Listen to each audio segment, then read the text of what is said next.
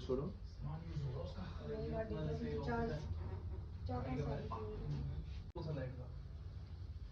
बड़ी अच्छी तरीके से उठा लेंगे। 3:30 बजे उठी सुबह।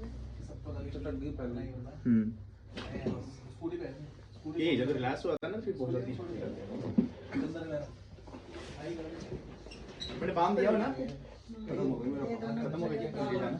और ये ना अभी यहाँ पे थाई पे भी लगा के यहाँ पे गर्म सिकाई शुरू कर दो, क्योंकि ठंड आई ना मौसम। अच्छा ठंड में भैया पेन होता है ना? मुझे भी कमर में बहुत दर्द हो रहा है, सर्वाइकल भी। एक बार मेरी सर्वाइकल चेक करना, आज मैं स्पेशल इसीलिए आई हूँ कि है नहीं, मेरे को हेडेक हो रहा है बहुत ज्यादा हेडेक। और यहाँ से स्टार्ट होता है, पीछे से गर्दन से। इधर बैठो, स्टिफनेस है।